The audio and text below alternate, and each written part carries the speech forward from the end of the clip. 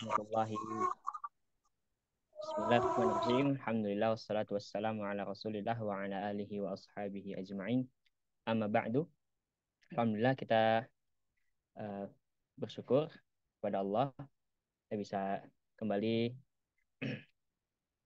bertemu ya dalam platform Zoom ini dalam rangka pembekalan Umroh Iktikaf tahun 1444 yang insya Allah akan kita bersama laksanakan pada bulan Ramadan nanti.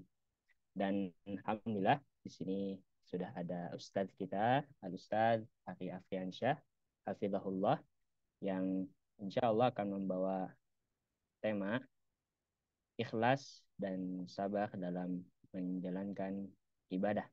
Sehingga harapannya kita semua bisa menjalankan ibadah umroh nanti yang mungkin akan banyak sekali gitu ya jamaah yang umroh. Kita bisa tetap menjalankannya dengan ikhlas dan sabar. Baik, langsung saja tanpa berlama-lama lagi pada Al-Ustaz Ari Afriansyah Hafizahullah, falyatafaddal mashkura. Tafadhal Ustaz. Syukran. Barakallahu fikum.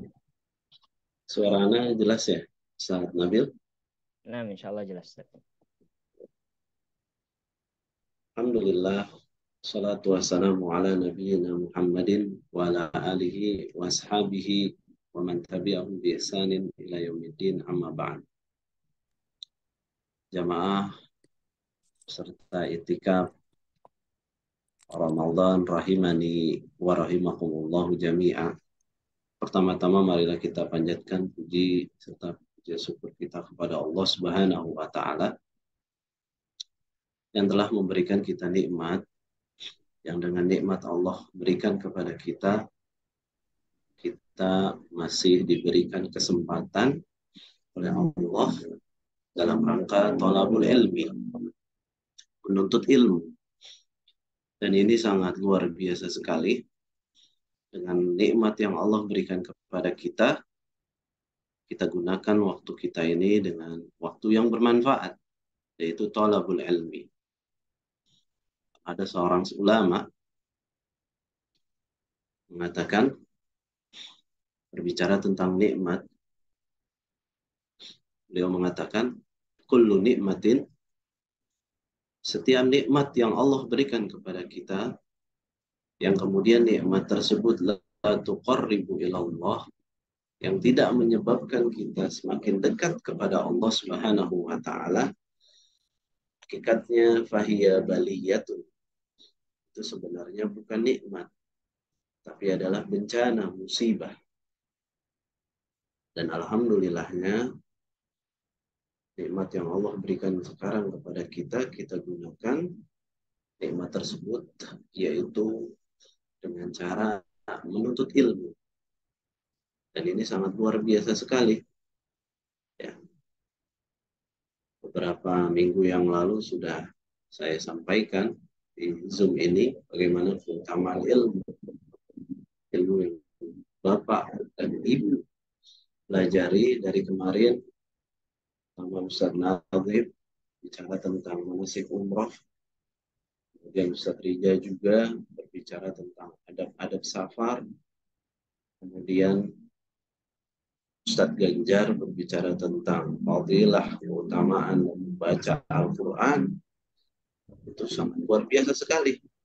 Tambah sekarang, ya, di hari Minggu ini, berkah ini, kita sempurnakan dengan maudhu, judul yang insya Allah pada malam hari ini berkaitan dengan ikhlas dan sabar dalam menjalankan ibadah. Jamaah Sunnah Travel rahimani wa rahimakumullahu jami'a. Izin share dulu terlebih dahulu. Biar semuanya bisa melihat apa yang saya share dan bisa mengambil manfaat dari apa yang saya kumpulkan, yaitu ini. Ya.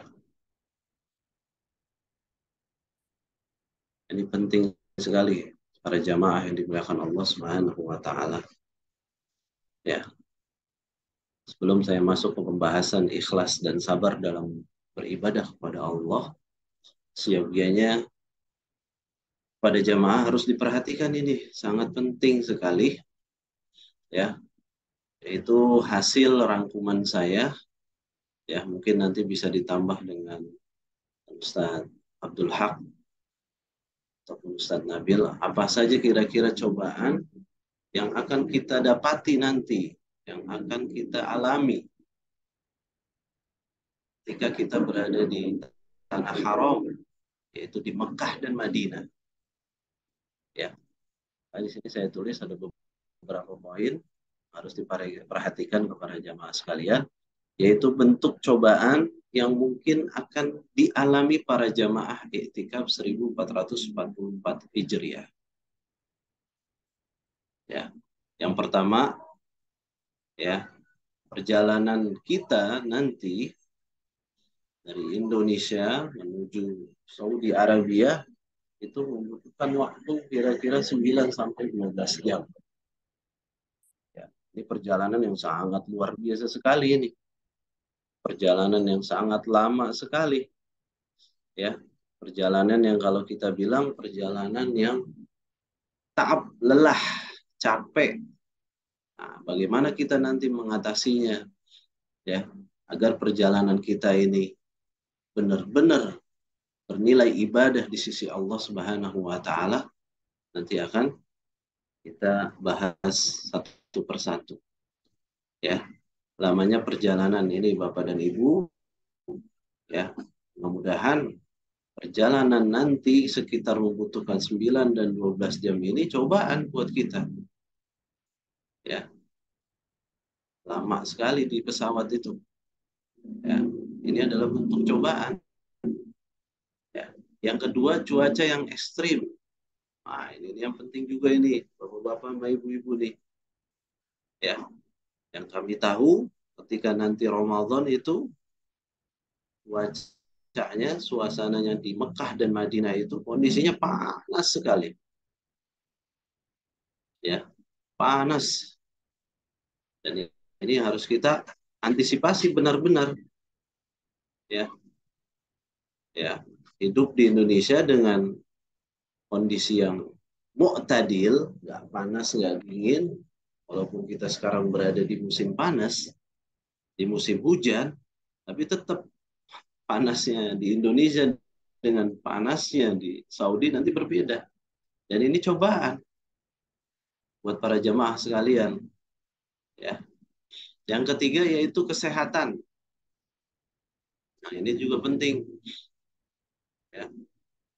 Kesehatan yang kita dapati sekarang, mudah-mudahan Allah Subhanahu wa taala selalu memberikan kesehatan buat kita. Ya. Suasananya di sana pastinya berbeda. Ketika sampai sana dalam kondisi kita puasa Ramadan, maka ini harus diantisipasi. Ya. Jangan sampai pas sampai di sana perubahan kondisi badan kita yang tadinya sehat berubah menjadi sakit. Ini cobaan juga dari Allah Subhanahu wa taala. Ya. Ya, semuanya fokus ya. Pastinya niatnya ibadah. Tapi kita tidak bisa memungkiri bahwa kesehatan juga yang paling penting kita jaga. Agar nanti ketika kita sampai di Mekah dan Madinah, ya, kesehatan kita semuanya diberikan sehat walafiat oleh Allah Subhanahu wa taala. Yang keempat, para jamaah yang dimuliakan Allah Subhanahu wa taala. Ya, kondisi membeludaknya jamaah umroh tahun ini. Ini yang menjadi dasar pada Zoom kita pada malam hari ini, yaitu mengingatkan kepada para jamaah yang kita tahu sekarang ya, umroh itu nggak dibatasi. Umroh itu nggak dibatasi jamaahnya, lasiyama, apalagi nanti ketika Ramadan. Pastinya membludak jamaah umroh ini. Ya, membludak jamaah umroh yang pastinya berbeda dengan bulan-bulan biasa. Bulan Ramadan ini pastinya akan membutuhkan yang namanya mujahadah, mujahadatun nafs, kesungguhan jiwa kita ya, tidak menghilangkan rasa semangat kita, walaupun jamaah umroh di seluruh dunia itu sampai jutaan nantinya, tapi tidak menghilangkan ya keikhlasan dan juga kesabaran kita dalam beribadah kepada Allah Subhanahu wa taala. Yang kelima, nah ini cobaan juga, cobaan dalam ibadah. Ya, apa cobaan dalam ibadah? Nah, nanti kita akan menjumpai berbagai macam cobaan. Misalnya, ya, ketika lagi itikaf, tempat yang sudah kita dapati, tempat yang kita sudah booking, ya, gara-gara kita ke kamar mandi, akhirnya apa? Ya, tempatnya diambil sama orang, tempatnya akhirnya ya diambil sama orang-orang yang dimana memang mereka tidak ada tempat, akhirnya menempati tempat itikaf kita. Dan insya Allah nanti teman-teman dari tim itikaf Sunnah Travel ya pastinya akan selalu ya memberikan yang terbaik bagi Bapak dan Ibu untuk bisa tenang ibadah dalam di Masjidil Haram khususnya di Makkah nantinya. Nah, yang keenam, sulitnya mencari kamar mandi di Haram. Nah, ini dia penting juga nih. Saya Bang Nabil nih, ya. Ketika nanti jamaah jutaan orang, ya, akhirnya kita dicoba, diuji sama Allah Subhanahu wa taala, ya. Yang penting nanti ya harus tahu ya tempat-tempat kamar mandi yang memang kamar mandi tersebut dekat dengan kita. Dan kita harus tahu juga jam-jamnya. Jangan sampai jam-jam yang membludak malah kita kamar mandi. Akhirnya apa? Diuji juga di situ kesabaran kita. Ya, ngantrinya kalau di rumah mungkin satu dua orang, kalau nanti kita mungkin ngantrinya di kamar mandi di Masjidil Haram itu bisa puluhan orang. Dan itu membutuhkan yang namanya kesabaran yang sangat-sangat dalam untuk bisa sabar dalam menunggu gilirannya. Yang ketujuh, berdesakan ketika di kamar mandi. Ini juga nih yang harus pastinya kita antisipasi agar cobaan ya desak-desakan nanti di kamar mandi itu dipilih waktunya yang sesuai dan tidak banyak orangnya nanti ketika di kamar mandi. Kemudian kehilangan barang. Alhamdulillah, mudah-mudahan para jamaah ini juga harus antisipasi juga ya. Jangan sampai nanti barang-barangnya dijaga benar-benar ya. Pernah saya alami di tahun 2014 umroh saya ketika di akhir Ramadan. Allah Subhanahu wa taala memberikan cobaan buat saya itu ketika umroh di tahun 2014 itu kehilangan tas. Ya, qadarullah bukan di masjid. Lagi ke kamar mandi, tas yang saya bawa, dompet berisikan real, berisikan, ini dia yang salah bagi saya. Itu membawa KTP, SIM, dan STNK yang lupa saya taruh ketika di rumah. Ini juga hati-hati juga nih, kehilangan barang ini. Ya, ketika nanti ditimpa musibah, naudzubillah, la qadarullah, kita berharap agar barang-barang bapak dan ibu-ibu nanti ketika di Masjidil Haram harus dijaga benar-benar agar tidak hilang nantinya. Dan insya Allah nanti urusan paspor pastinya pihak travel yang akan menyimpan agar tidak hilang nanti di Masjidil Haram. Kemudian ya, nah, yaitu cobaan dari saudara-saudara Muslim yang lain. Ini harus dipahami para jamaah juga, ya. Cobaannya mungkin bukan hanya dari teman kita yang ada di samping kita. Kita nanti akan duduk bersama dengan para saudara-saudara Muslim dunia. Yang semuanya itu bukan hanya berkulit putih, berkulit hitam, berkulit seperti kita orang Asia, Barat, Afrika, dan lain sebagainya. Ini yang harus kita pahami. duduknya kita di Masjidil Haram, itikafnya kita di Masjidil Haram, yaitu dalam rangka beribadah kepada Allah. Jangan gara-gara ketika samping kiri dan samping kanan kita seorang orang Indonesia, akhirnya kita enggan untuk beribadah kepada Allah Subhanahu wa Ta'ala. Yang ke-10, padatnya jamaah itikaf di tahun ini. Tadi mengulang saja apa yang tadi saya sampaikan. Dan yang ke-11, perbedaan waktu puasa di Saudi. Ya, di Indonesia ya jelas ya puasa kita ya dari jam dari ba'da subuh ya sampai jam 6. Sedangkan nanti di Saudi para jamaah yang dimuliakan Allah Subhanahu wa taala, perbedaannya siang hari di Mekah itu lebih lama daripada malam harinya. Ini yang harus diantisipasi juga ini. Ya, waktu kita berpuasa nanti di Mekah dan Madinah itu lebih lama daripada di Indonesia. Ya, maka di sini harus diperhatikan baik-baik, lebih kepada ya mengkonsumsi sesuatu yang bermanfaat, sesuatu yang baik buat tubuh kita, agar nanti puasa kita di Mekah dan Madinah itu lebih kuat, lebih strong, karena memang ya niat kita ibadah dalam rangka ikhlas dan sabar karena Allah Subhanahu wa taala. Ya. 6. Barakallahu fikum, itu yang saya sampaikan ya, bentuk cobaan ya yang mungkin akan kita alami para jamaah di itikaf di tahun 1444 Hijriah. Ya. Nah, kemudian para jamaah yang dimuliakan Allah Subhanahu wa taala ya, ini kita insya Allah akan bahas ya tentang ikhlas dan sabar dalam menjalankan ibadah kepada Allah Subhanahu wa taala. Poin-poin yang tadi saya sampaikan ya, itu harus benar-benar diperhatikan. Karena nanti itu yang akan kita alami.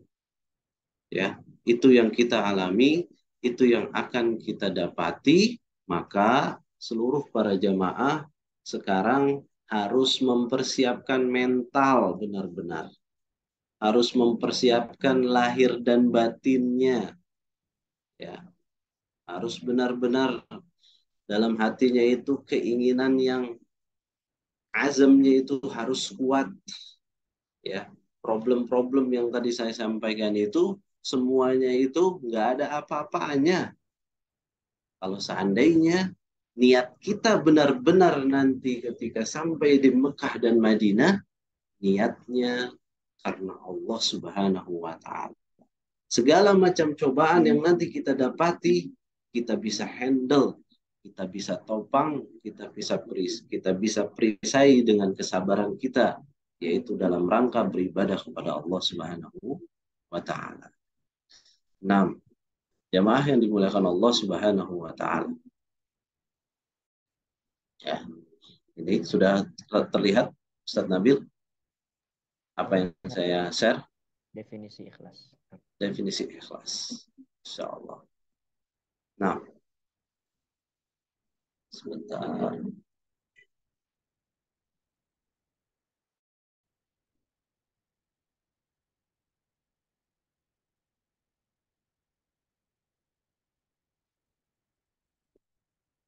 Nah, definisi ikhlas para jamaah yang dimuliakan Allah Subhanahu wa taala. Ya, apa itu ikhlas? Di sini ada 5 poin. Ya, di sini ada 5 poin. Dan para jamaah semuanya diperhatikan. Ya, sekarang saya ingin mengajak kepada Bapak dan Ibu fokus dengan apa yang disampaikan pada malam hari ini. Ya, karena ini modal utama,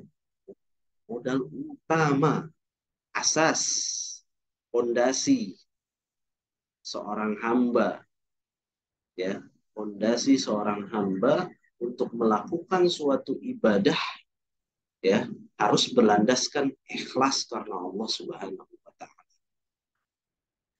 Kalau ini sudah kita tanam dalam hati kita, problem-problem, cobaan yang tadi saya sampaikan pada mukadimah yang tadi, itu akan menjadi ringan seandainya apa yang kita dapati pada malam hari ini benar-benar kita gunakan sebaik mungkin agar keikhlasan kita itu sebenarnya dan kembalinya hanya kepada Allah Subhanahu wa taala. Saya yakin para jamaah yang dimuliakan Allah Subhanahu wa taala, untuk umroh di akhir Ramadan ini pastinya sudah menabung bertahun-tahun, sudah menabung dari berbulan-bulan yang lalu. Ya.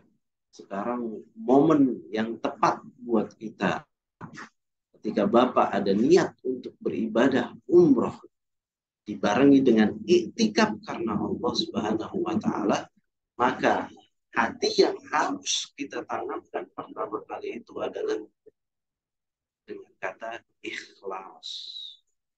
Apa itu ikhlas? Ya, di sini pengertiannya ikhlas adalah ifradullah bil qasdi fit ta'ati. Ya, ifradullahi, menjadikan Allah itu tujuan dalam ketaatan kepada Allah Subhanahu wa taala. Ya.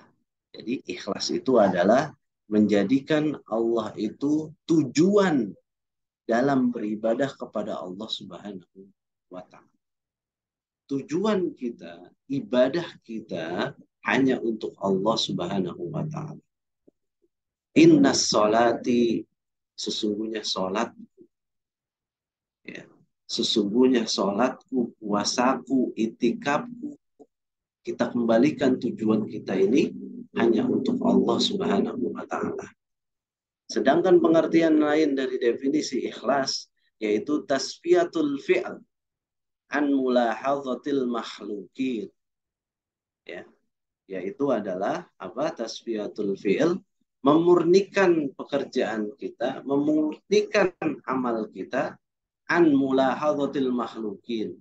Jangan sampai pekerjaan kita ini niatnya hanya ingin dilihat sama orang lain, ingin dilihat sama orang. Nah, ini dia yang harus kita waspadai para jamaah yang dimuliakan Allah Subhanahu wa taala. Bagaimana pekerjaan kita ini murni karena Allah tanpa ya ingin dilihat, didengar oleh orang lain. Kemudian ya, istiwaul a'malil abdi fi dzahir wal batin. Ya. Nah, ini yang penting juga ini. Apa itu ikhlas? Ikhlas itu adalah istiwaul a'mal, yaitu menyamakan perbuatan hamba ya harus selaras dengan yang zahir dan batin. Ya. Jadi niat bapak-bapak dan ibu-ibu umroh nanti ya harus sama niatnya dengan yang di hati dengan yang di zahir. Jangan sampai niatnya umroh ini hanya ingin dibilang sama tetangga, sama saudara, bahwa kita mampu umroh yang sekian banyak puluhan juta dalam rangka ingin dilihat sama orang lain. Ya, zahirnya seperti itu. Tapi kita berupaya bagaimana ya, tujuan kita ini adalah amal kita ini yaitu harus selaras dengan zahir dan juga yang batin. Nah, kemudian definisi ikhlas yang keempat yaitu as-sidqu fil ikhlas an yakuna batinuhu a'mar min zahirihi. Ya. Ikhlas yang sesungguhnya itu adalah ya ayyakuna batinuhu, batinnya itu ya lebih condong kepada Allah Subhanahu wa taala daripada zahirnya. Jadi hati kita ini ya jujurnya keikhlasan kita itu batinnya itu harus benar-benar lebih dalam daripada kita melaksanakan kezahiran atau amaliyah kita terhadap apa yang diperintahkan oleh Allah Subhanahu wa taala. Dan yang terakhir definisi ikhlas yaitu alla tadlub ala amalika syahidan ghairallah. Ya, kita berharap di sini janganlah kita ini mengharap ya dari perbuatan kita atau amaliyah kita ini yaitu semata-mata mengharap wajah Allah, tidak mengharapkan wajah dari orang lain, tidak mengharapkan sanjungan, tidak ingin dipuji sama orang lain. Bagaimana caranya agar amaliyah kita di dalam iktikaf nanti, puasa Ramadan kita nanti, dan umroh kita nanti semata-mata karena Allah Subhanahu wa taala. Nah, dalil perintah untuk ikhlas. Ya. Dalil perintah untuk ikhlas kita kepada Allah Subhanahu wa taala yang diambil dari surat Az-Zumar. Di sini Bapak-bapak, Ibu-ibu bisa diperhatikan ya bahwasanya ikhlas itu perintah dari Allah dan itu bersumber dari Al-Qur'anul Karim. Allah Subhanahu wa taala berfirman, "Inna anzalna ilaikal kitaba bil haqq fa'budillaha mukhlishan lahuddin." Sesungguhnya kami menurunkan kepadamu kitab Al-Quran dengan membawa kebenaran. Maka sembahlah Allah dengan memurnikan ketaatan kepadanya. Kalimat fa'budillah. Ya, kalimat fa'budillah. Yaitu sembahlah Allah. Mukhlison lahuddin. Maka sembahlah Allah dengan memurnikan ketaatan kepada Allah Subhanahu wa ta'ala. Artinya ialah ingatlah tafsirnya di sini menurut tafsir Jalalain, sesungguhnya kami menurunkan kepadamu wahai Muhammad kitab Al-Qur'an dengan membawa kebenaran. Lafaz bil haqqi berta'alluq dengan lafaz anzalna, maka sembahlah Allah dengan memurnikan ketaatan kepadanya, yakni dari kemusyrikan, maksudnya adalah mentauhidkan Allah Subhanahu. Kita berhenti dalam ayat ini. Para jamaah sunnah travel rahimani wa rahimahullah jami'an. Dilihat di sini dalam tafsir Jalalain ya, sembahlah Allah dengan memurnikan ketaatan kepadanya. Beribadah kita harus murni hanya untuk Allah Subhanahu wa taala. Ya. Umroh kita pun nanti alhamdulillahnya ibu-ibu dan bapak-bapak dibekali sudah 2 kali manasik umroh yang disampaikan oleh Ustadz Nazim Hafizahullah Ta'ala. Yang pastinya itu adalah ibadah umroh yang bapak dan ibu dapati kemarin itu semuanya tuntunannya dari Al-Quran dan juga sunnah Rasulullah Sallallahu Alaihi Wasallam. Dan ini suatu kemuliaan sekali bagi bapak dan ibu karena apa yang ibu bapak pilih, alhamdulillah travel kita ini selalu mengajak kepada Al-Quran dan juga sunnah. Dan nantinya pun ibadah ketika kita sampai di Mekah dan Madinah, semua prakteknya itu berdasarkan tentang Al-Quran dan Sunnah. Dan insya Allah asatid yang ada di Sunnah Travel ini, mereka adalah orang-orang yang benar-benar bermanhaj Ahlus Sunnah, yang insya Allah nantinya akan selalu menjawab segala problematika ibu dan bapak di sana sesuai dengan Al-Quran dan Sunnah. Dan na'udzubillah, kita berlepas diri dari namanya dari kemusyrikan. syirik kepada Allah Subhanahu wa taala. Ibadah umroh nanti Bapak sesuai dengan kemurnian Al-Qur'an dan juga Sunnah.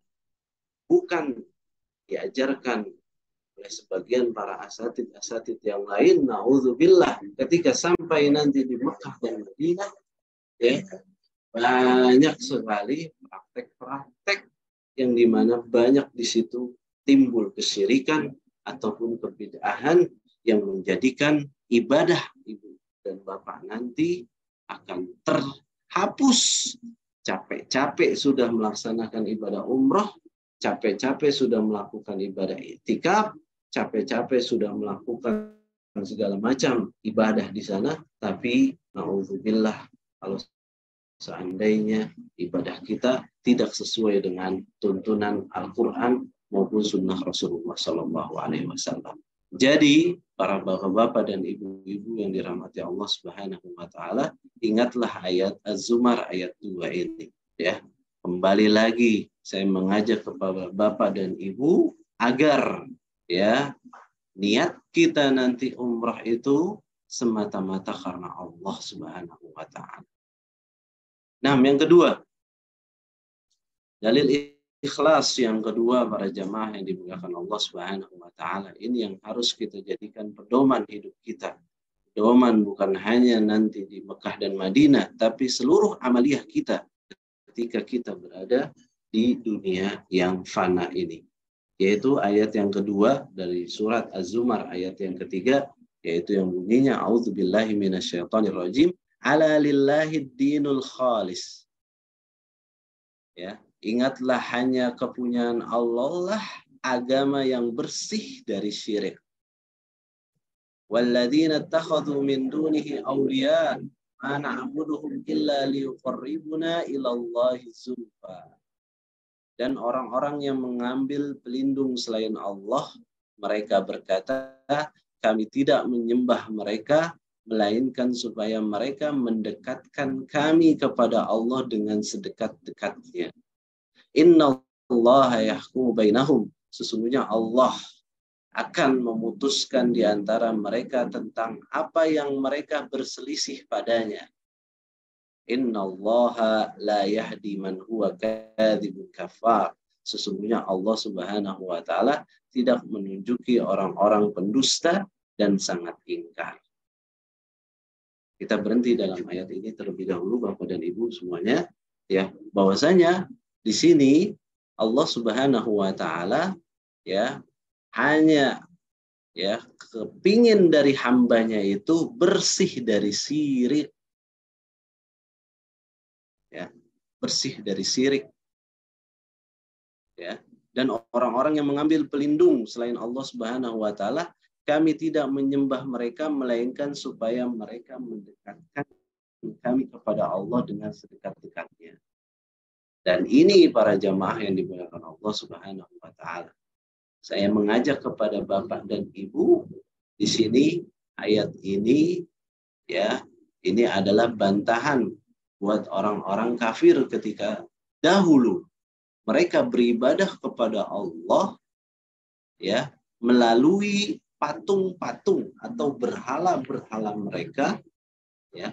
Kemudian ketika ditanya mereka, kenapa kalian menyembah berhala-berhala kalian? Mereka menjawab, yaitu kami menyembah ya mereka, yaitu orang-orang soleh atau orang-orang yang berhala-berhala terdahulu. Mana abuduhum illa liyuqarribuna ilallahi zulfa. Kami menyembah mereka dalam rangka untuk mendekatkan diri kami kepada Allah. Berhala yang menjadikan mereka wasilah agar doa-doa mereka sama berhala tersebut menjadi wasilah kepada Allah. Di sini saya ingin menekankan kepada Bapak dan Ibu, ibadah kita yaitu apa saja menurut Ibnu Taimiyah rahimahullah taala, setiap ibadah baik itu perkataan ataupun perbuatan ya, nanti kita pastinya ketika di Mekah dan Madinah, ketika kita umroh dan juga kita ke iktikaf, pasti ada ibadah yang berupa kata-kata dari lisan dan juga perbuatan. Ya. akwal wa af'al, perkataan dan perbuatan kita ini ketika nanti di Masjidil Haram, itu semuanya kita berikan semuanya hanya untuk Allah Subhanahu wa Ta'ala. Ya. Langsung minta sama Allah. Ya, agar keikhlasan kita ini benar-benar Allah Subhanahu wa Ta'ala lihat. Ya, jangan sampai nantinya ya menyebabkan ya doa-doa kita, ibadah kita ya menjadikan niatnya bukan karena Allah Subhanahu wa Ta'ala. Nah, dalil Al-Quran tentang ikhlas yang ketiga, Bapak-bapak yang ibu-ibu yang dirahmati Allah Subhanahu wa Ta'ala. Ya, dalil yang ketiga yaitu wa ma umiru illa liya'budullaha mukhlishina lahuddin. Ya. Mukhlishina lahuddin hunafa wa yuqimus salata wa yu'tuz zakata wa dzalika dinul qayyimah. Padahal mereka tidak disuruh kecuali supaya menyembah Allah dengan memurnikan ketaatan kepadanya dalam menjalankan agama dengan lurus, dan supaya mereka mendirikan sholat dan menunaikan zakat. Yang demikian itulah agama yang lurus. Ya, jadi Allah Subhanahu wa Ta'ala memerintahkan kita segala macam ibadah kita mukhlishan lahuddin, ikhlas karena Allah Subhanahu wa Ta'ala. Nah, itu tadi dalil-dalil dalam Al-Quran, kemudian dalil dalam As-Sunnah Rasulullah Sallallahu Alaihi Wasallam. Nah, ini dia nanti modal kita nanti ketika di Masjidil Haram di Mekah dan Madinah, ya, berkaitan dengan ikhlas kita kepada Allah Subhanahu wa Ta'ala. Rasulullah Sallallahu Alaihi Wasallam bersabda, "Man ta'allama ilma," barang siapa yang menuntut ilmu, mimma yubtagha bihi wajhullah, ya, barang siapa yang menuntut ilmu yang sebenarnya harus ditunjukkan hanya untuk mengharap wajah Allah. Nah, selaras dengan ayat-ayat Al-Quran yang tadi, Rasulullah Sallallahu Alaihi Wasallam pun mengajarkan hamba-hambanya jika menuntut ilmu saja harus mengharap wajah Allah. Ya. La yata'allamuhu illa liyusiba bihi 'aradun minad dunya. Namun ia mempelajarinya hanya untuk mendapatkan materi dunia. Lam yajid 'arafal jannah yaumal qiyamah. Maka ia tidak akan pernah mencium bau surga pada hari kiamat nanti. Ya, hadis ini diriwayatkan oleh Imam Abu Dawud dan juga Imam Ibnu Majah dari seorang sahabat yang bernama Abu Hurairah radhiyallahu taala anhu. Hadis ini juga hadis sahih yang mengatakan juga Syekh Albani rahimahullah taala. Jamaah yang dimuliakan Allah Subhanahu wa taala. Kalau kita bercermin kepada hadis Rasulullah Sallallahu Alaihi Wasallam, ini mestinya kita harus takut dengan hadis ini. Ya, kita harus takut dengan hadis ini. Kalau bisa, kita harus merenung dalam-dalam dalam memahami hadis ini. Jangan sampai niat kita menuntut ilmu pada malam hari ini bukan karena Allah. Ya,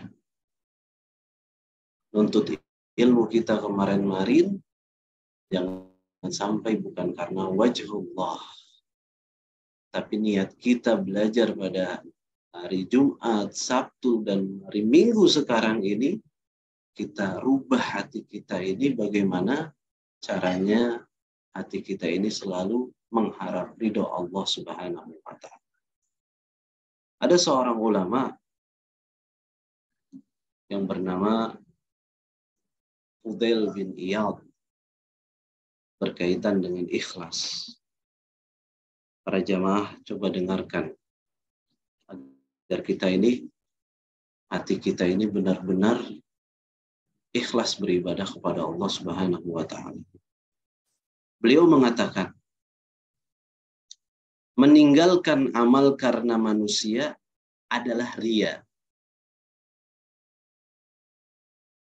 Meninggalkan amal karena manusia adalah ria. Dan beramal karena manusia adalah syirik. Dan ikhlas itu, kata beliau, Fudail bin Iyad rahimahullah ta'ala mengatakan, sedangkan ikhlas itu adalah apabila Allah menyelamatkan kamu dari keduanya.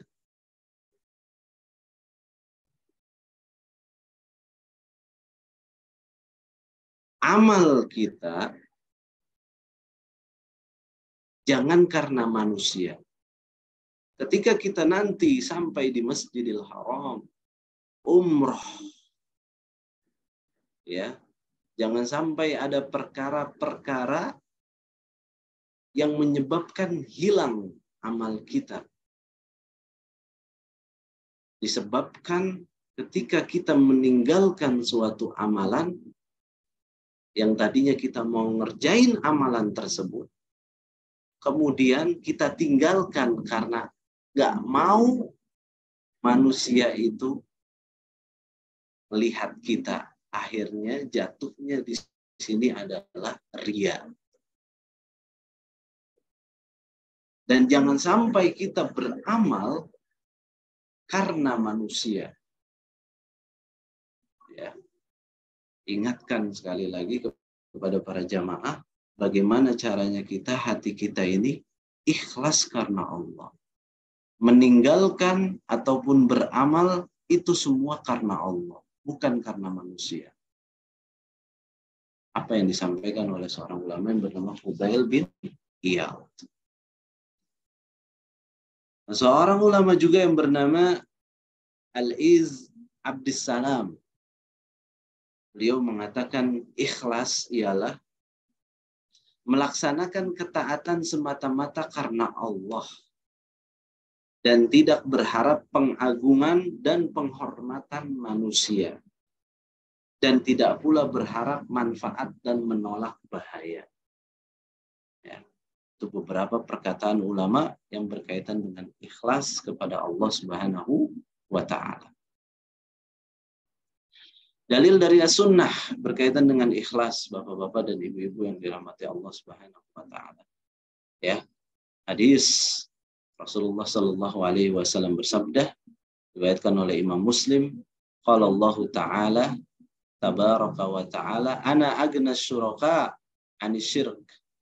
Allah Subhanahu wa ta'ala berfirman, hadis ini hadis qudsi, aku sama sekali tidak butuh pada sekutu dalam perbuatan syirik.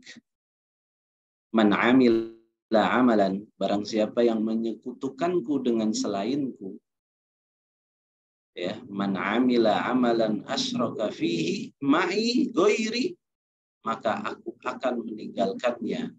Maksudnya tidak akan menerima amalannya dan perbuatan syiriknya.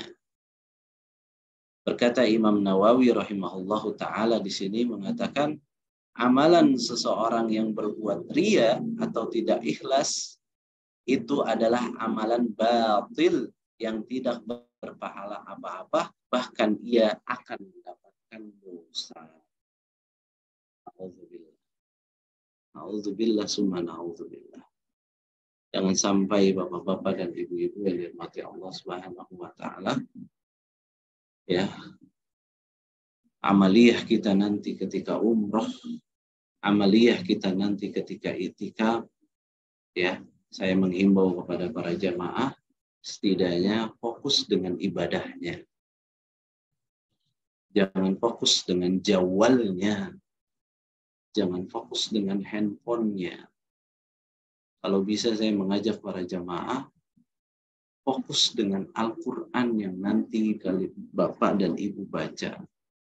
Fokus dengan doa-doa. Jangan sampai fokus dengan handphone. Sampai moto-moto. Kemudian sampai nanti menyebarkan misalkan di grup-grup yang menyebabkan hilang keikhlasan kita kepada Allah Subhanahu wa ta'ala. Yang ingin kita dapati adalah pahala dari Allah dengan keikhlasan. Bukan ya ujian dari orang-orang yang ada di Indonesia nanti. Bahwa si fulan bisa umroh Ramadan, Masya Allah. Padahal niat kita ini hanya untuk Allah. Bukan mendapatkan ujian dari manusia. Bukan mengharapkan ridho manusia, tapi mengharapkan pahala dari Allah Subhanahu wa Ta'ala. Nah, jemaah yang dimuliakan Allah Subhanahu wa Ta'ala. Ikhlas. Ikhlas itu berat para jemaah yang dimuliakan Allah Subhanahu wa Ta'ala. Ya. Sulit sekali untuk mewujudkan ikhlas. Imam Sufyan Ats-Tsauri rahimahullahu ta'ala, sekelas beliau, seorang ulama besar, seorang ulama hadis, beliau mengatakan, ya, sulit sekali untuk bisa mempelajari yang namanya perkara ikhlas. Sulit sekali untuk mempelajari, sulit sekali untuk mencondongkan hati ini kepada Allah Subhanahu wa Ta'ala. Itu sekelas Imam Sufyan Ats-Tsauri rahimahullahu ta'ala. Karena apa, wahai jamaah yang dimuliakan Allah Subhanahu wa Ta'ala? Hati kita ini hati yang lemah. Hati kita ini hati yang gak kuat. Makanya Rasulullah Shallallahu Alaihi Wasallam selalu mengajarkan dalam doa-doanya, diantaranya doa Rasulullah Shallallahu Alaihi Wasallam. Yang ini yang harus kita jadikan pedoman. Kita harus jadikan pondasi kita berdoa kepada Allah dengan doa yang Rasulullah Shallallahu Alaihi Wasallam ajarkan. Ya muqallibal qulub, wahai zat yang maha membolak-balikan hati. Sabbit qalbi ala dinika. Ya Allah, tetapkanlah, kokohkanlah hatiku ini untuk selalu condong kepada agama-Mu. Doanya bukan nanti ketika kita nanti sampai di Mekah dan Madinah, bapak-bapak dan ibu-ibu. Dari sekarang kita berdoa sama Allah Subhanahu wa Ta'ala. Kita berdoa dengan doa yang diajarkan oleh Rasulullah, ya muqallibal qulub, ya musarrifal qulub. Ya. Dari sekarang kalau bisa niat kita umroh ini yang kita tahu tuh hanya Allah saja yang tahu. Orang lain yang di tetangga dan lain sebagainya kalau bisa jangan sampai mereka tahu bahwa kita nanti akan umroh. Mereka harus tahu nanti ketika kita umroh, ketika kita mau pergi. Takutnya hati ini malah berubah. Ya, yang tadinya niatnya karena Allah, akhirnya kita mengumbar bahwasanya kita bakalan umroh di bulan Ramadan, akhirnya hati kita ini berubah. Akhirnya Allah Subhanahu wa Ta'ala bolak-balikan hati kita yang tadinya kita ikhlas berubah menjadi riya. Nauzubillah summa nauzubillah. Ya. Berdoa ibu-ibu bapak-bapak semua. Ibu-ibu bapak-bapak semua ini. Ya, condongkan hati kita ini, segala macam aktivitas kita ini di bulan Sya'ban ini hanya untuk Allah. Hati kita ini hanya untuk Allah. Segala macam nanti cobaan, segala nanti datang musibah, naudzubillah ketika kita sampai di sana. Tapi kalau hati kita ikhlas karena Allah, kita akan menerima segala macam problem-problem yang ada di sana dengan lapang hati dan juga dengan keyakinan kita kepada Allah Subhanahu wa Ta'ala. Nah, bapak-bapak dan ibu-ibu yang dirahmati Allah Subhanahu wa Ta'ala. Di sini kita akan membahas sedikit tentang sabar. Ya. Ustaz Abdul Haq selalu ngingetin di grup bapak dan ibu. Ya. Nanti itu akan jamaah berjuta-juta orang nanti akan beribadah di akhir Ramadan. Kehidupan yang ada sekarang di Indonesia, yang kita alami sekarang, nikmat, nyaman, tentram. Tapi nanti ketika kita sampai di Mekah dan Madinah, kemudian kita melihat dengan mata dan kepala kita ribuan orang, jutaan orang. Mereka semuanya, hati mereka, saya yakin, ingin beribadah kepada Allah Subhanahu wa Ta'ala. Maksimalkan waktu Bapak dan Ibu. Sekarang kita merenung sejenak. Allah Subhanahu wa Ta'ala memberikan kesehatan kepada kita selama setahun penuh. Memberikan banyak rezeki kita selama setahun penuh. Maka seyogyanya Bapak dan Ibu, ketika Allah sudah memberikan kemudahan bagi Bapak dan Ibu iktikaf nanti di akhir Ramadan, gunakan waktu yang semaksimal mungkin di 10 hari itu untuk beribadah top untuk Allah Subhanahu wa Ta'ala. Ketika nanti melihat orang banyak, ketika nanti melihat kamar mandi yang penuh, ketika nanti mau jalan susah, ketika nanti mau tidur, ketika lelah, qadarullah, tempat kita penuh, ya, lelahnya ada, capeknya ada. Kemudian ketika kita sudah niatkan dalam hati kita ikhlas kepada Allah, ditambah dengan sabar, insya Allah Allah Subhanahu wa Ta'ala akan menjadikan hati kita ini nikmat beribadah kepada Allah Subhanahu wa Ta'ala. Maka seyogyanya di sini saya mengingatkan kepada Bapak dan Ibu agar bisa mungkin harus bisa paham tentang perkara yang namanya sabar. Sabar menurut bahasa adalah menahan diri. Allah Subhanahu wa Ta'ala berfirman kepada nabinya, sabarkanlah dirimu bersama orang-orang yang berdoa kepada Rabb mereka. Maksudnya adalah di sini tahanlah dirimu untuk tetap bersama mereka. Sabar menurut bahasa, yaitu adalah menahan diri kita.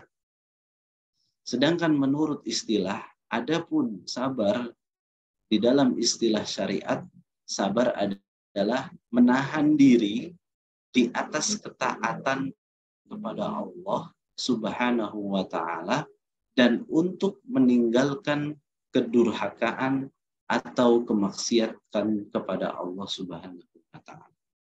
Ya, menahan diri di atas ketaatan kepada Allah. Lihat di sini makna sabar menurut istilah. Menahan diri di atas ketaatan kepada Allah. Ya, menahan diri di atas ketaatan kepada Allah. Berarti umroh kita, iktikaf kita nanti, yaitu semata-mata taat kepada Allah, taat kepada Rasulullah SAW. Maka di sini kita harus pintar-pintar menahan diri kita. Kita harus pintar-pintar, jangan sampai jiwa kita ini ternodai ketika nanti mendapatkan cobaan di Masjidil Haram, malah kita keluar kata-kata yang nggak baik, kata-kata yang kurang bagus, yang menyebabkan yang tadinya kita pengen menahan segala amarah, malah na'udzubillah, malah kita mengeluarkan kata-kata yang nggak bagus ketika kita dihina ataupun nanti di Masjidil Haram. Nah, agar bapak-bapak paham sekali, agar bapak-bapak dan ibu-ibu di sini bisa semangat dalam beribadah kepada Allah, lihatlah bagaimana pahala bagi mereka yang bersabar. Ketika nanti iktikaf, ketika nanti umroh, ketika nanti di Masjid Nabawi ngantri, ya, ngantri ke Raudhah misalkan nantinya, ya, pastinya kita nanti akan berdiri berjam-jam, ya. Ingat ayat Al-Quran ini, Bapak dan Ibu yang dimuliakan Allah Subhanahu wa Ta'ala. Apa kata Allah Subhanahu wa Ta'ala dalam surat Az-Zumar? Innama Fasabiruna ajrahum bighairi hisab. Sesungguhnya hanya orang-orang yang bersabarlah yang dicukupkan pahala mereka tanpa batas. Ayat ini dapat ditafsirkan dengan dua makna. Yang pertama, orang yang sabar akan mendapatkan balasan pahala atas kesabarannya. Dan Allah tidak menghisap amalannya. Mereka inilah yang dijanjikan masuk surga tanpa hisab. Bapak-bapak dan ibu-ibu, luar biasa sekali pahala dari Allah Subhanahu wa taala. Pegang erat ayat ini agar kita nanti bisa benar-benar sabar dalam beribadah kita di Masjidil Haram, sabar dalam menunaikan ibadah kita di Masjid Nabawi, agar kita bisa maksimal dan bisa benar-benar sabar, pahalanya masuk surga tanpa hisab. Allahu Akbar, Allahu Akbar. Yang kedua, ya, balasan orang yang melakukan kesabaran itu tidak terbatas. Ya, balasan orang yang melakukan kesabaran itu tidak terbatas. Lebih banyak dari apa yang diperhitungkan dan lebih besar dari apa yang ditakar di mizan pahala. Inilah pendapat mayoritas ulama. Perkataan ini yaitu tafsiran dari seorang ulama yang bernama Ibnu Jauzi rahimahullahu ta'ala. Nah, pahala yang kedua bagi mereka yang bersabar dalam menunaikan ibadah kepada Allah Subhanahu wa taala, dengan kesabaran Allah akan mengangkat seseorang menjadi pemimpin umat. Panutan dan kedudukannya akan mulia di hadapan Allah Subhanahu wa taala. Allah Subhanahu wa taala berfirman, "Wa ja'alna minhum a'immatan yahduna bi amrina lamma sabaru wa kanu bi ayatina yuqinun." Dan kami jadikan di antara mereka itu pemimpin-pemimpin yang memberi petunjuk dengan perintah kami ketika mereka sabar. Ketika mereka sabar, Allah akan mengangkat kita menjadi seorang pemimpin umat, panutan jika kita bisa sabar dalam melakukan ibadah kepada Allah Subhanahu wa taala. Dan adalah mereka meyakini ayat-ayat kami dalam surat As-Sajdah ayat 24. Nah, Bapak dan Ibu yang dirahmati Allah Subhanahu wa taala, dan lebih hikmat lagi, yang Bapak-bapak dan Ibu semuanya juga tahu, ini yang harus dipahami benar-benar, bahwa sabar itu rupanya bermacam-macam. Sabar di sini terbagi menjadi 3. Yang pertama adalah sabar dalam ketaatan kepada Allah.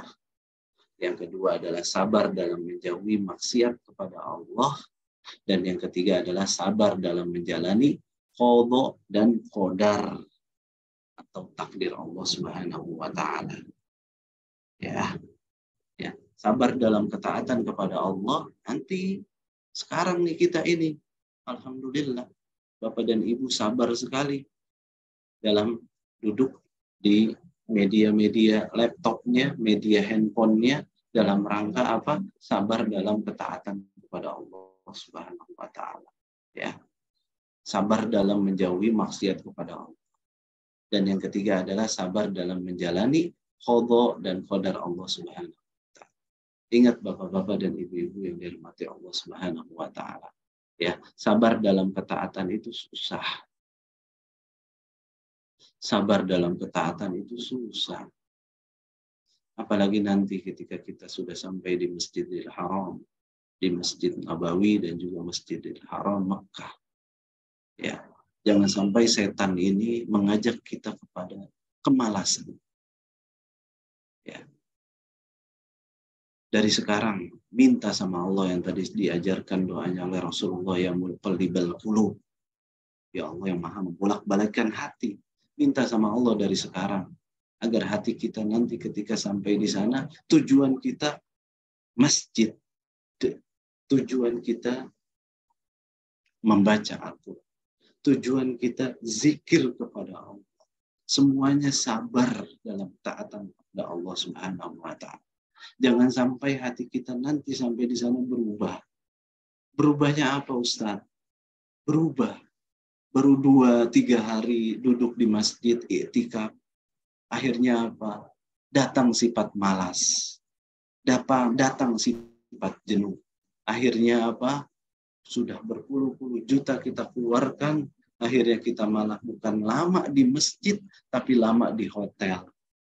Auzubillah summa na'udzubillah. Maka sabar dalam ketaatan itu adalah berat bagi kita.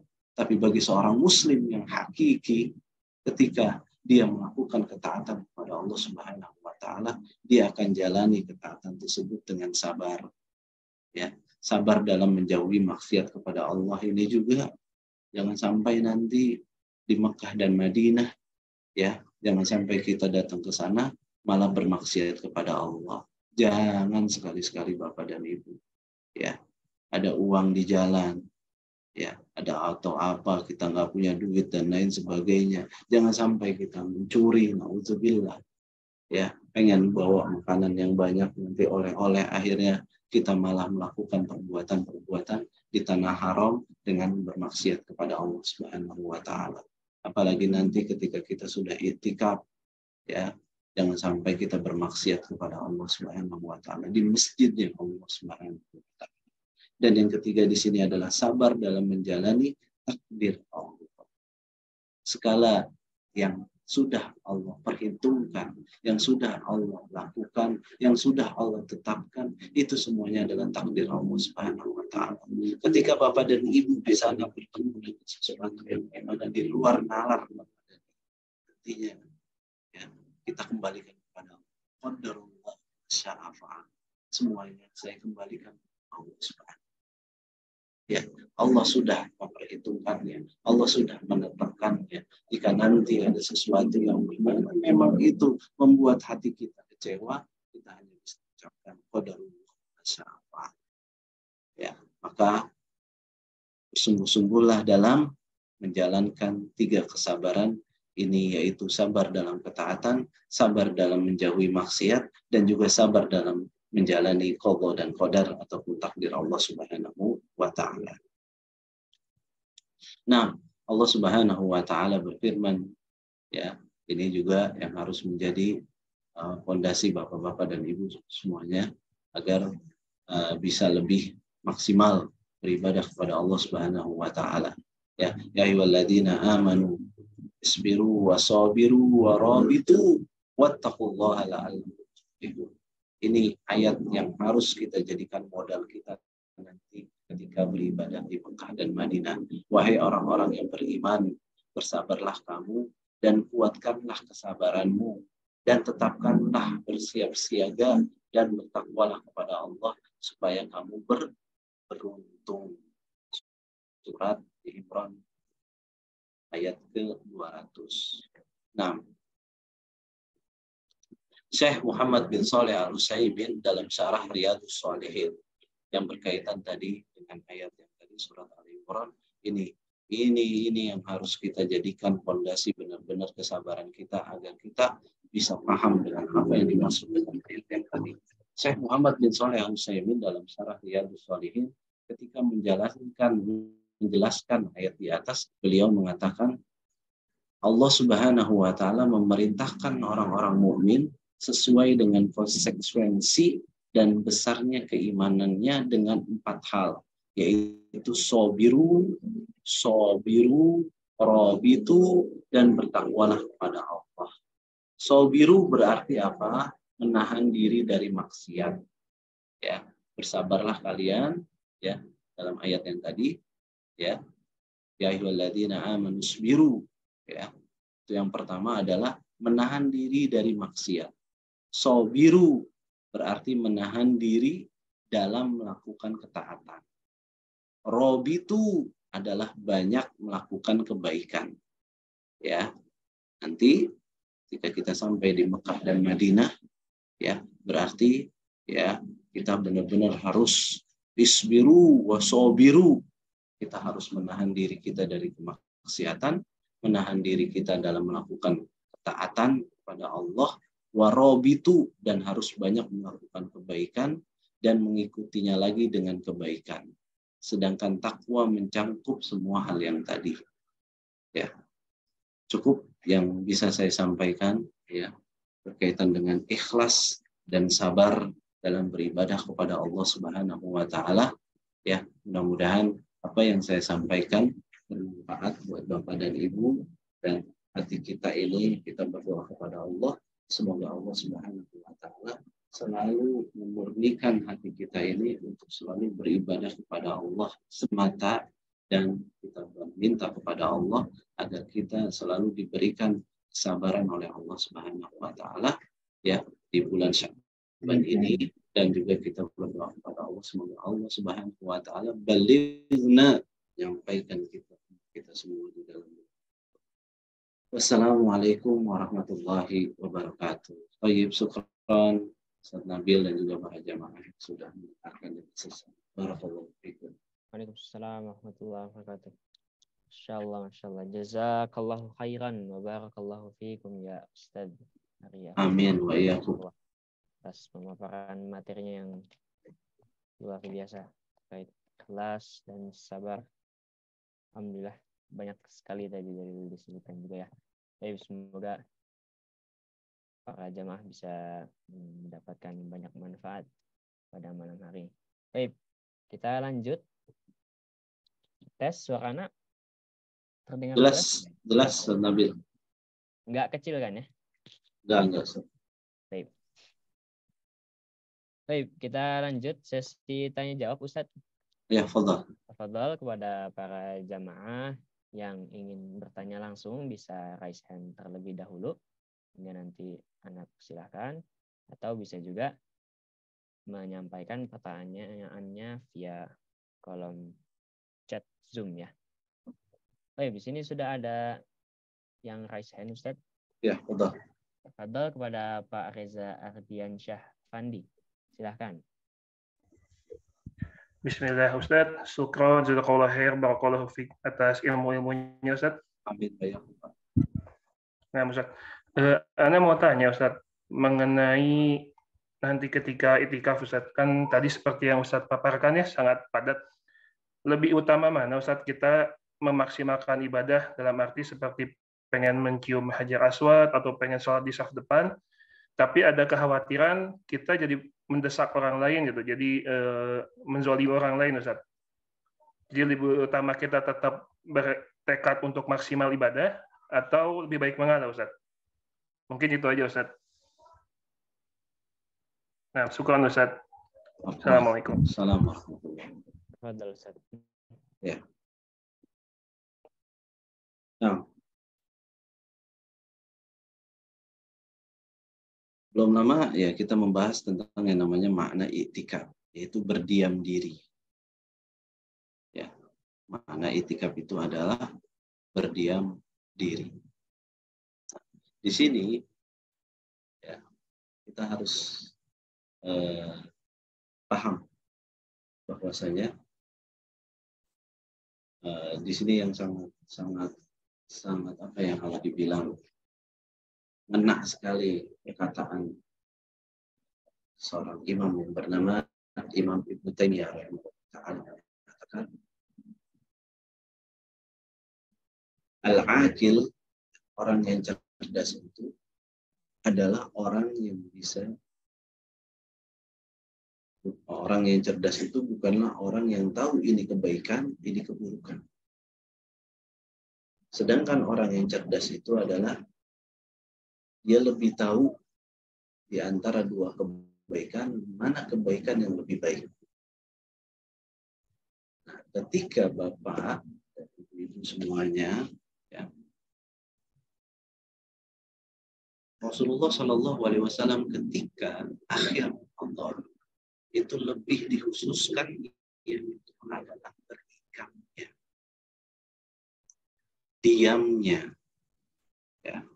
diamnya beliau di satu tempat, kemudian dipenuhi dengan amaliyah, baca Quran, zikir, dan lain sebagainya. Ya, dalam nas-nas yang lain disebutkan juga Rasulullah itu kalau sudah i'tikaf, ya udah fokus dengan ibadahnya. Jadi tidak ada nas yang namanya ketika sudah sampai Masjidil Haram, ya, kemudian kalau memang ada niat untuk mencium Hajarul Aswad, ya, Kalau memungkinkan, ibu bisa waktu yang kosong ya, nanti jam berapa, tapi kalau sepengetahuan saya itu kalau Ramadan itu ya Allah, ya, 4 jam itu kayaknya, kalau untuk Hajar Aswad itu kayaknya jauh sekali ya. Kemudian juga kalau mau sholat misalkan di depan Ka'bah nanti boleh aja Pak, tapi yang saya khawatirin ya, kalau nanti Bapak dan Ibu keluar dari tempat iktikafnya, kita udah dikasih slot nih, tempat iktikaf kita di lantai berapa. Kemudian nanti kita mau keluar dalam rangka misalkan ya tadi mau Hajarul Aswad atau apa. Khawatir nanti nggak akan balik lagi ke lantai yang tempat iktikaf. Itu susah banget. Ya, mau ke kamar mandi aja susah. Ya, maka di sini saya mengajak pada Bapak dan Ibu harus cerdas dalam beramal ketika kita sampai di Masjidil Haram nanti. Ada amalan-amalan yang memang amalan itu bisa kita lakukan di kemudian hari. Ya, tapi kita fokus dengan amalan tadi, yaitu yang pertama adalah iktikaf kita berdasarkan apa yang Rasulullah SAW. Allah Ta'ala bisawab. Baik, sekolah khairan Zat atas jawabannya. Demikian Pak Reza Ardiansyah. Baik, selanjutnya kita beralih ke pertanyaan yang ada di kolom chat Zoom, Ustaz. Ya. Ini kalau nggak salah ada yang bertanya terkait durasi puasa di Masjidil Haram, Ustaz. Oh iya. Berapa jam, Ustaz? Ya ini dia nih. Ya. Biasanya kita buka puasa kita di Indonesia itu subuh jam kurang atau jam lewat 5-10 menit azan ya, stabil ya.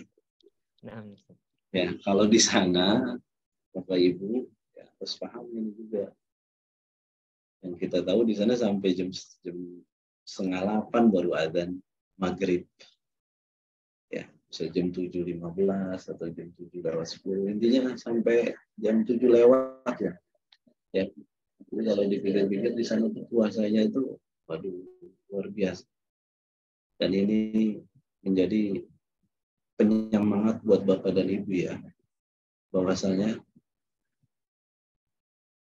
semakin lamanya berpuasa, kemudian semakin panasnya cuaca ketika kita berpuasa, itu insya Allah pahalanya pun akan semakin banyak. Ya. Jadi saya pernah dinasihatin sama saya waktu belajar di Yaman, nyinggung orang-orang Indonesia. Karena orang Indonesia itu gak kuat sama panas. Ya. Kata beliau itu, namanya Syekh Abdurrahman. Beliau mengatakan, mestinya kalian itu bersyukur. Puasa kalian itu mendapatkan lebih dari Allah Subhanahu wa Ta'ala dengan sebab apa? Panasnya cuaca yang kalian alami. Ya. Kayak di sini saya mengimbau kepada Bapak dan Ibu yang diutamain nanti ketika Ramadan itu banyakin minum. Ya, bukan banyakin makan ya. Ini yang salah. Karena puasanya agak lama, akhirnya makannya dibanyakin, salah. Puasa yang kita pengen pertama kali santap buka puasa nanti di Mekah dan Madinah itu proteinnya, bukan kurmanya yang jelas ya, air zam-zamnya, freshnya itu yang ya. Jadi di sini pastinya puasa nanti di Mekah itu bisa sampai jam 7:30 buka puasa, jam 7 lewat, sedangkan di Indonesia jam 6 kita udah puasa. Allah Ta'ala.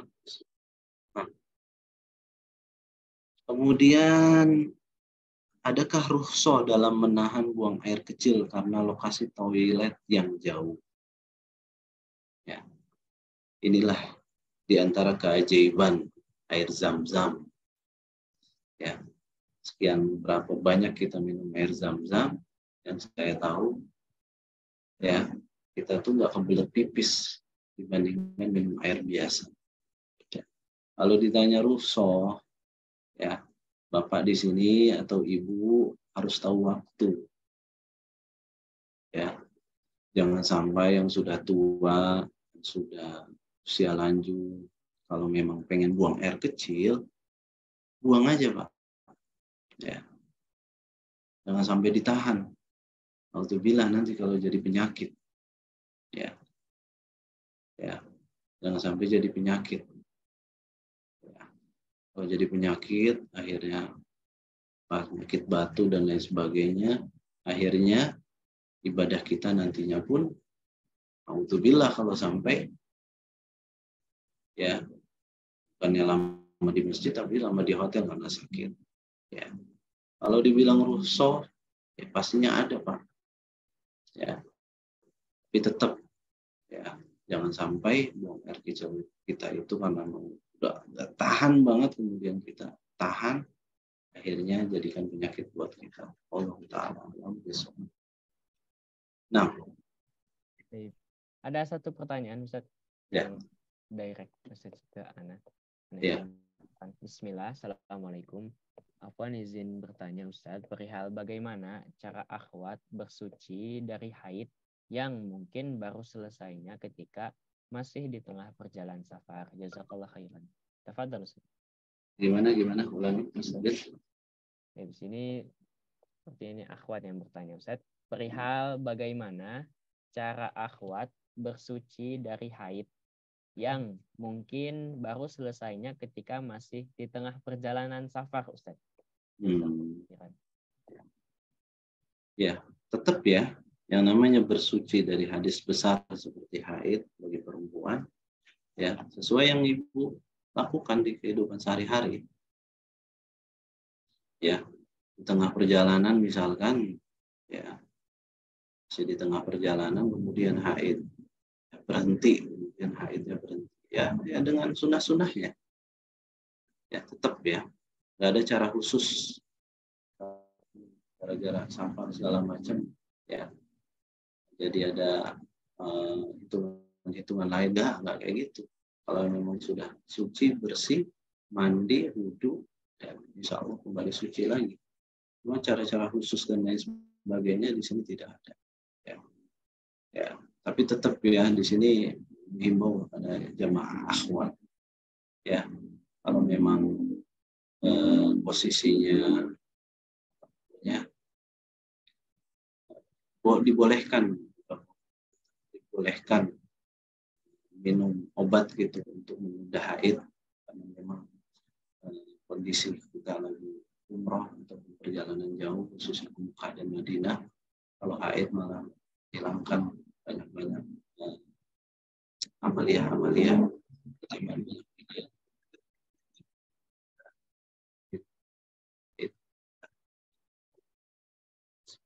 Apa Ustaz? Sepertinya mengecil dari suaranya. Ini Yes. Beliau menambahkan ketika di dalam pesawat bagaimana bersucinya Ustaz? Dalam pesawat ya, ya di sini ya ada yang namanya rukhsah ya, bolehkan ya kalau memang di situ mandi susah dan lain sebagainya, dibersihkan ya, dibersihkan kemaluannya, kemudian ya kalau bisa ya berwudu di dalam pesawat, ya, kemudian bisa melakukan sholat, ya, tapi tetap ya nanti ketika sudah sampai di hotel ataupun mana sudah sampai, maka ya kalau bisa dibersihkan dengan mandi wajibnya tersebut. Allah Ta'ala alam bishawab. Mungkin demikian pada buat yang bertanya. Baik, kalau dari kolom chat sepertinya sudah selesai Ustaz. Bagi para jamaah, jika masih ada yang ingin bertanya, tafadhol. Kalau sudah tidak ada, maka bisa kita akhiri untuk sesi tanya jawab malam hari ini. Baik, sini ada yang raise hand, Ustaz. Ya, betul. Bapak Ali Busro, tafadhol. Pak Ali. Silakan. Ya Ustaz, Assalamualaikum warahmatullahi wabarakatuh. Betul, Pak Ali. Assalamualaikum warahmatullahi wabarakatuh. Ya Ustaz, maaf saya mungkin agak, tapi ada kaitannya dengan perjalanan ya. Iya. Kami ini sehari-hari hidup berdagang Ustaz ya. Iya, Pak. Terus kami kan mau perjalanan 1 bulan untuk umroh ini. Iya. Di usaha kami saya tulis nanti Ramadan itu tutup gitu. Iya. Ini termasuk nanti ada unsur riya atau apa Ustadz kalau ditulis seperti itu Ustadz ya? Ya, atau sebaiknya gimana Ustadz ya? Ya, Pak. Karena maksud kami itu supaya pelanggan itu tahu nanti kalau Ramadan itu tutup.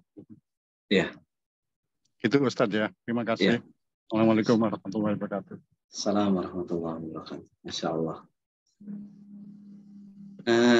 Ya Allah, Masya Allah. Semoga apa yang Bapak Ali lakukan ini diikuti sama orang-orang. Ya. Karena memang banyak juga jemaah saya di Jakarta, orang-orang Padang itu, ketika datang Ramadan, 1 bulan full tutup. Ketika datang Ramadan, mungkin seminggu, 2 minggu, dia buka tokonya di Tanah Abang.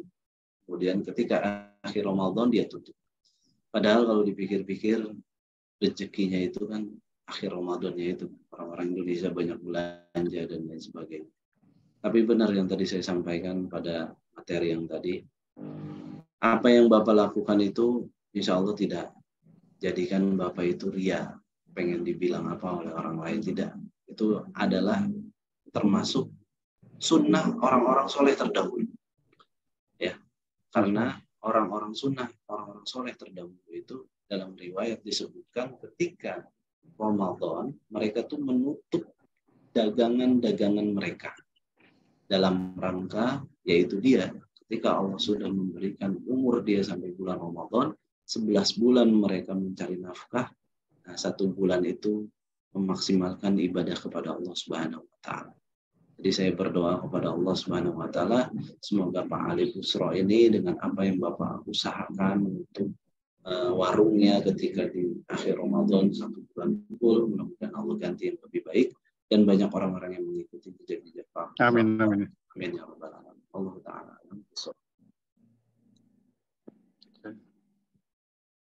Insyaallah. Demikian ya Pak. Jazakumullah khairan Ustaz. Waalaikumsalam Pak Ali. Insyaallah. Baik. Alhamdulillah. Sepertinya tidak ada lagi yang ingin bertanya dari para jamaah. Baik, Ustadz, mungkin itu menjadi pertanyaan terakhir untuk malam hari ini, Ustadz ya. Ya, syukran Nabil. Atau mungkin ada yang ingin disampaikan terakhir dari antum, Ustadz? Oh iya, ini penting sekali ya, Bapak-bapak dan Ibu-ibu, jazakallahu khair sudah menyimak dengan baik. Nah, Masya Allah sudah 1,5 jam ini kita, tapi tidak menghilangkan kesungguhan Bapak dan Ibu dalam menunaikan yaitu thalabul ilmi ini. Ya, ada satu pesan yang saya lupakan di sini ya. Yaitu kita berada sekarang di bulan Sya'ban. Ya. Kita puasa sekarang di bulan Sya'ban. Kita sekarang berada di bulan Sya'ban. Maka dari itu saya menghimbau kepada Bapak dan Ibu, Rasulullah SAW ketika datang bulan Sya'ban, beliau itu memperbanyak puasanya. Ya. Maka saya menghimbau kepada Bapak semuanya dan Ibu semuanya, kalau perlu ada mukadimah untuk berpuasa kita di bulan Sya'ban. Ya. Agar apa? agar puasa kita nanti di Ramadan bisa dilengkapi atau disempurnakan sebab puasa kita di bulan Sya'ban pada bulan ini. Itu yang pertama, yaitu perbanyak puasa. Yang kedua, ya, para sahabat radhiyallahu taala anhu, diantaranya Anas bin Malik, ya, beliau mengatakan orang-orang soleh terdahulu, ya, ketika datang bulan Sya'ban mereka memperbanyak baca Al-Quran. Maka dari itu Bapak dan Ibu, agar nanti bisa melaju kencang ibadahnya dan di bulan Ramadan dengan membaca Al-Quran, setidaknya di bulan Sya'ban ini perbanyak baca Al-Quran. Dan yang ketiga, apa yang Rasulullah SAW lakukan di bulan Sya'ban itu adalah memperbanyak amal soleh. Ya, karena banyak orang-orang di bulan Sya'ban ini mereka lalai, tapi Rasulullah SAW sebaliknya ibadah di bulan Sya'ban. Mungkin itu saja yang bisa disampaikan. Ustaz Nabil, kita tutup baca doa kifaratul majlis. Subhanallah wa bihamdika, asyhadu an la ilaha illa anta, astaghfiruka wa atubu ilaik. Assalamualaikum warahmatullahi wabarakatuh. Waalaikumsalam warahmatullahi wabarakatuh. Afwan untuk para jamaah. Untuk para jamaah, nah, setelah ini ada sedikit penyampaian dari pihak travel. Mungkin bisa ditunggu sebentar, Ustaz. Dari Pak Abdul Haq. Betul. Ada request. Nah, silahkan Pak Abdul Haq. Tafadhol. Nah. Bismillahirrahmanirrahim. Assalamualaikum warahmatullahi wabarakatuh. Alhamdulillahirrahmanirrahim. Wassalatu wassalamu ala asrafil anbiya'i wal mursalin nabiyina Muhammadin wa ala alihi wa sahbihi ajmain, amma ba'd. Bapak Ibu yang dirahmati Allah Subhanahu wa taala, ada beberapa hal yang perlu kami sampaikan dari travel. Yang pertama mungkin mengingatkan terkait BPJS Kesehatan, karena ini sudah merupakan satu kewajiban dari pemerintah karena sudah ada keputusan Menteri Agama yang mewajibkan jamaah haji dan umroh untuk ikut serta di BPJS, dan ini harus diinput di sistem siskopatuhnya Kemenag. Jadi jika mungkin nanti tidak ada BPJS-nya, akan terhambat untuk seluruh jamaah yang lainnya ketika akan mencetak kartu siskopatuh, ID card siskopatuh jamaah semuanya. Kemudian yang kedua, diharapkan Bapak Ibu ketika nanti perjalanan membawa radio FM kecil, karena nanti insya Allah ketika akan melaksanakan manasik atau kegiatan lainnya, perangkat ini akan digunakan. Nanti tour leader atau pembimbing akan menggunakan transmitter dan jamaah menggunakan receiver, dan ini akan memudahkan ketika kita melaksanakan manasik di sana, manasik umrohnya atau kegiatan lainnya. Yang berikutnya jangan lupa juga bawa headset, ya, headset yang dipakai seperti Ustadz Nabi, Ustadz Ari itu pakai headset.